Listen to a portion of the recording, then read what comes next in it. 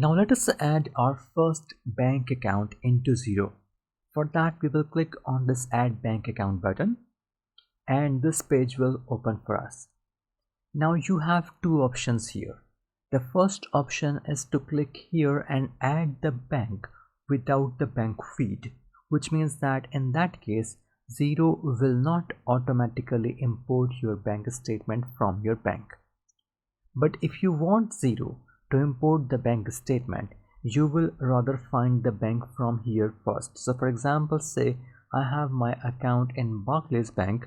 I will just search that and it will give me all the Barclays options that are available. So for example, if we have Barclays Business, Corporate, Personal or Wealth account.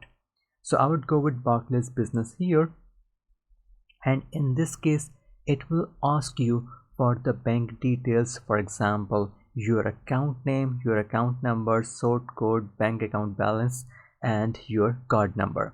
So all of this information will be provided by you, and Xero will access the data not from today but also from the previous 90 days as well. You would agree to the terms and conditions and you will then log in into your bank account using your bank credentials. Of course, for that you need to have your bank ID and password. This is definitely safe, don't worry about any of this, and you can use this conveniently, there is no problem.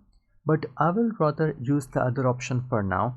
I will go back and I would say let us add the bank account without the bank feed.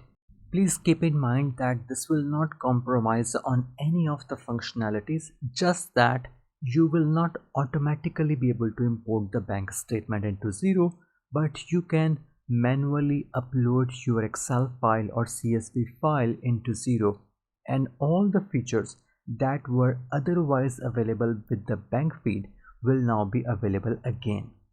So let us first define our bank account here with a name. Let us say this is my business, or just say business current account. The account type is going to be, you can select any of them. I would say this is going to be everyday like current account. Now this sort code and account number, I don't really want to add anything here, so I will just type in random numbers so that it is not giving me an error later on. Ideally you would say that you should be using the last 4 digits of your account number here in the account name if you are not defining the account number properly here, so that later on when you have multiple accounts you remember that which account is that. For now I don't need to worry about that because I only have a single account, and then account code is optional, so I will leave it. My currency is going to be GBP, so that is fine. So I will just click save and continue, and with this we would be able to add our new bank account.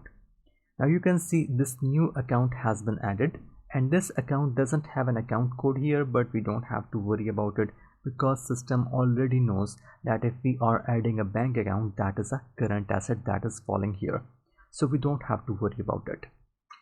Now just like bank account, you may have your small cash account as well, from where you need to often receive more cash and pay more cash.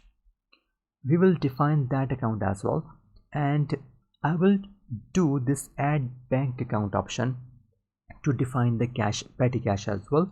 And this is because of very obvious reason, because using this way, defining the account this way, we will have access to a lot more features like making receive money and pay money transactions. So what I will do is I will click on this add without bank feed here, and I will continue, and this will take me to the same screen. I would say let's call it petty cash, and account name is going to be petty cash again. We don't have to worry about it. Account type is going to be everyday or other, and account number is nothing, so I will just type in 34567889. There is no account code and the currency is GBP. I would say add account, and this will add the account for me. And now you can see we have business current account and petty cash account.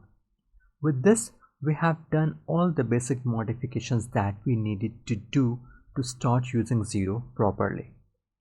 Now I will navigate back to my dashboard And you can see that both of these accounts have been added to our dashboard. Other accounts have not been added, but these two accounts, because they have been added using the add bank account option, have been added here. And there are tons of other features, not exactly tons of other features, there are some other amazing features that are available on these two accounts right from the dashboard. So we will start exploring these from the next lecture.